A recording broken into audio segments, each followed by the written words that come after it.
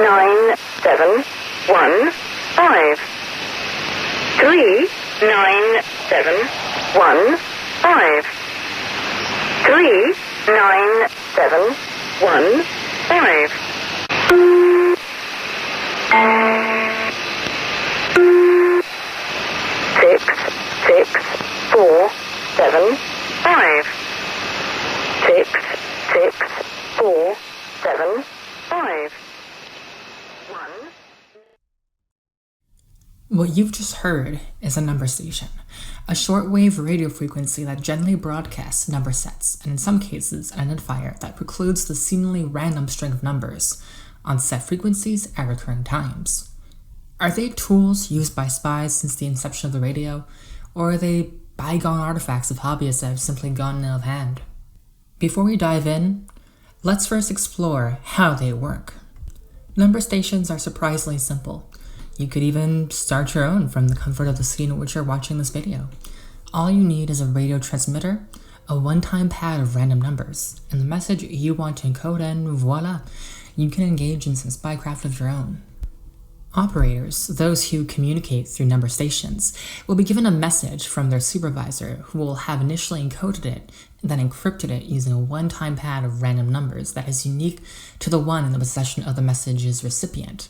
The operator then, in most cases, uses a synthetic vocalizer to broadcast a message on a specific frequency. While simple in the design, it's one of the most secure forms of communication, and unless one or more governments are keeping it a closely guarded secret, encrypted messages from number stations have never been cracked. Whatever message you give a shortwave radio transmitter will be sent crackling against the ionosphere, bouncing from your location to be heard anywhere on the globe. Hence, it can often be difficult to determine from where a station is broadcasting, but not impossible. Avid listeners have several clues at their disposal to slowly unravel the shroud of secrecy. What language does this number station use? This is the most obvious indicator, but it helps narrow down where a broadcaster might originate, especially if the operator uses pre- or live recordings. Sometimes, the shroud of secrecy is lifted if a station shares the same broadcasting equipment or transmission center as a legitimate or commercial broadcaster who might accidentally start broadcasting the same frequencies. Which is unfortunately what happened with HM01, when some sweet tunes from Radio Havana, Cuba could be heard on the same length as the number station's communications. With so many stations covering so many countries, it begs the question, how did these stations come to be? No one's quite sure when the first number station started broadcasting, although, thanks to some dedicated hobbyists, we may have an idea. According to a Kurzwellen Panorama program, a German language media show on Austrian culture, one of the first number stations may have dated as early as the First World War. Anton Habsburg, an Austrian boy with an extensive interest in radio, started listening to and recording messages from number stations he heard on a shortwave receiver. Every day, he would write down the numbers he heard repeated on these stations. In total, he found 3 stations, one from Paris, one from Katona, and finally another from Moscow. How these messages were used to direct covert agents is unknown, as these documents have either been lost to time or have yet to be declassified by their respective nations. One thing we do know is that it didn't take long before governments began taking advantage of the radio after its invention as a tool for spycraft. Number stations continued to be used in the decades that followed, and its usage exploded in popularity after the end of World War II. A hot tool in the Cold War, many nations seem to have made use of number stations to communicate with their operatives. Central Europe was a massive activity, with 49 separate number stations active on either side of the Iron Curtain. In total, hobbyists have located and identified hundreds of number stations over the decades, so governments around the world must acknowledge their existence. Right? Well, not quite. As of 2020, not a single government nor intelligence agency has directly acknowledged their government's usage of number stations. Why not release this information? In reality, nation-states might believe that the information memos pertaining to number stations might damage diplomatic relations, or they might still be actively used by assets in the field. This isn't to say that governments haven't released any information on number stations. The Czech Office for Foreign Relations and Information, the Polish Institute of National Remembrance, the Swedish Security Service, and the National Archives of Latvia have all released documents concerning the usage of number stations. So why had Czechia, Latvia, Poland, and Sweden decide to release documents where many had chosen to remain tight-lipped about the worst-kept secret in the intelligence community? Well, the truth is that for many, they weren't releasing their own secrets, but that of governments that had long since passed. Czechoslovakia was a geopolitical artifact, no longer relevant to Czechia's present. Post-communist Poland has done its best to distance itself from its past and from the actions of the oppressive internal ministry.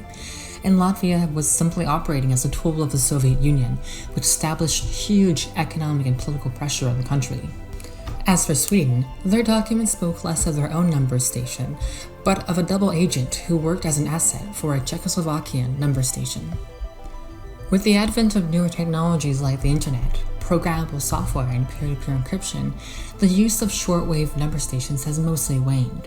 Why create a radio station to send encrypted messages when you can get the same message out through an encrypted peer-to-peer app? Or by posting in the comments section of YouTube videos featuring Portuguese football star Cristiano Ronaldo.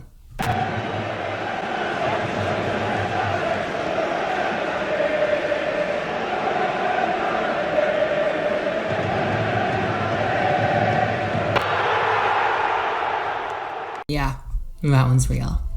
The truth is, low-tech spycrafts are making a bit of a comeback. In 2011, German special forces raided the homes of Andreas and Heidrun Anschlag at 6 in the morning. They found Heidrun hunched over a shortwave radio receiver with a notepad in hand.